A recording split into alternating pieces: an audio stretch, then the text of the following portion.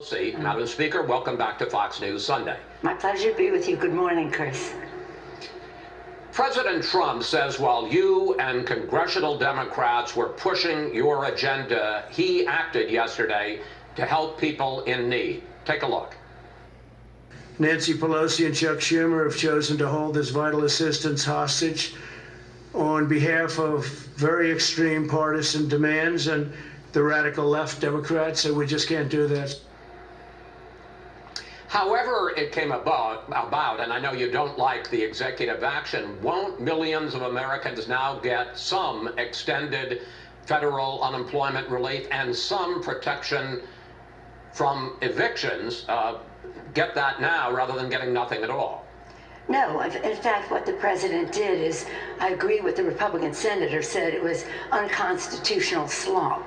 While it has the illusion of saying we're going to have a moratorium on evictions, it says, I'm going to ask you, the folks in charge to study if that's feasible. While he says he's going to do the payroll tax, what he's doing is undermining Social Security and Medicare.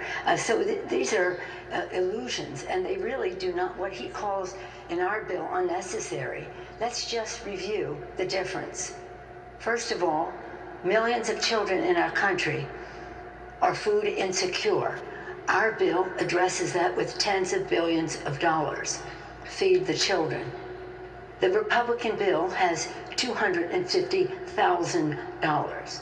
While our bill addresses those who are on the brink of eviction, we use the numbers from the Princeton Eviction Lab and the Low-Income Housing Coalition to show how many people will be evicted and what their needs are, and that could come to tens of billions of dollars. The Republican bill has nothing. This being a Sunday morning, I just recall a prayer that says, pray for those who are hungry, pray harder for those who will not feed them, pray for those who are homeless, pray harder for those who will not give them shelter. Pray for those who are sick and lonely. Pray harder for those who will not give them comfort. But what the president did does not address schools, all of the issues that are contained in the legislation. We can go through that, but you said give short answers.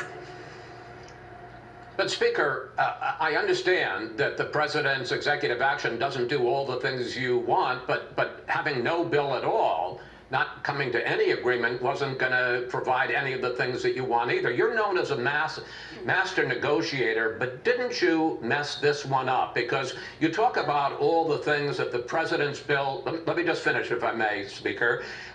Now, because there's no deal at all, cities and states won't get any money. There's no money for the post office. There's no money for hospitals. There's no money for state boards of election. You knew that the president was threatening to take this executive action. I understand that you weren't going to get everything you wanted and didn't get everything you wanted, but should you have cut a deal? And are you ready to go back into talks to try to come up with a fuller package? Well, clearly you don't have an understanding of what is happening here, both in the weakness of the president's executive orders, which don't give the money enhanced benefit, but puts a complicated formula there, which will take a while, if at all, to accomplish, to put money in the pockets of the American people. What we have said, we're going to honor our heroes, state and local, healthcare workers, etc., first responders, teachers, and the rest.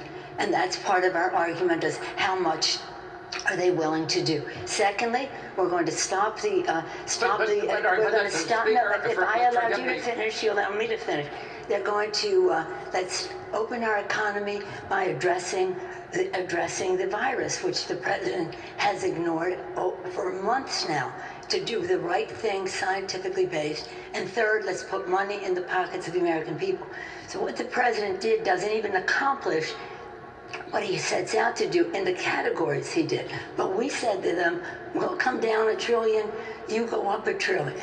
Meet us halfway, and we'll be able to have an agreement that meets the needs of the American people. I understand, Speaker, but the point I'm trying to make is they were offering $150 billion for cities and states. You wanted $900 billion. The result of no deal is that the states and cities, which we all agree do need some money, are going to get nothing. I guess the question is, and I'm not saying it's all your fault any more than it's all the Republicans' fault, but the failure to make a deal is going to result in a lot of people and a lot of entities that were in need ending up with nothing.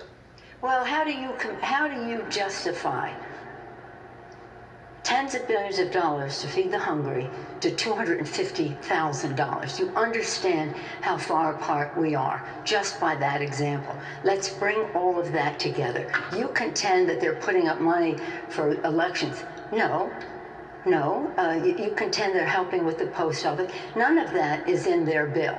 So when you look at the amounts that are in their bill, it doesn't have any of that. Our bill does. But let's put it this way. We have to reach an agreement.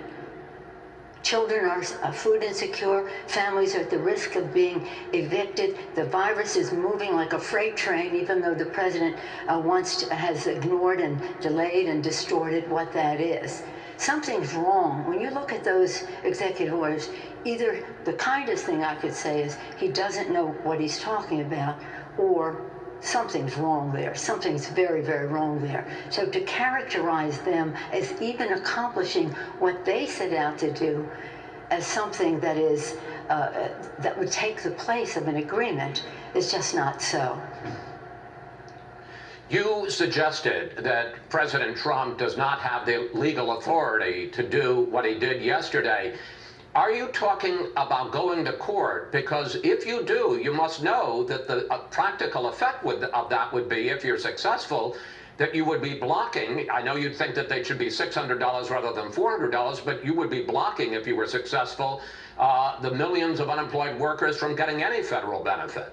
Well, two things. First of all, your last point. What the president put forth was a complicated formula which said that the states should put up 25% of the money. States don't have the money to do that. They have expenses from the coronavirus. They have lost revenue from shelter in place and the fact that people are not being able to go out and spend money and inject demand into the economy as they would normally. But apart from that, the constitutionality of that is a different question. Right now, we need to come to agreement. We've got to meet halfway. We've got to do the best we can for the American people. But what they are putting forth does not meet that standard. It could. And we care so much about the fact that people are in need. Our children want to go to school. Our parents want them to go. As a grandmother and a mom, I understand the angst that is with that. But the president didn't do anything about that. So the president's meager, weak, and unconstitutional actions further demand that we have an agreement. And any constitutional question is a separate issue. Speaker, I wanted to get two questions in. If you do resume talks and you say you want to, and I'm not saying that this is all on you as opposed to the Republicans, but why should we expect that talks will be any more successful than the last 2 weeks that went nowhere? Would the Democrats be willing to be more flexible? Well, we said we would come down $1 trillion. Now, it doesn't mean that we have things in there that we would cut out. It means that we could talk about how long our provisions would be in effect. So we can take things down instead of the end of September of next year, a shorter period of time, and we'll revisit all of it next year anyway. So by changing some of the timing, we can come down. But by and large, what we have in the bill addresses the needs of the American people. And we have and part of the time that it's taken for us to go back and forth is to demonstrate to the Republican negotiators the justification, the documentation of what it means in terms of what we need for feeding the hungry, what we need for helping people who are on the verge of eviction, what we need for schools.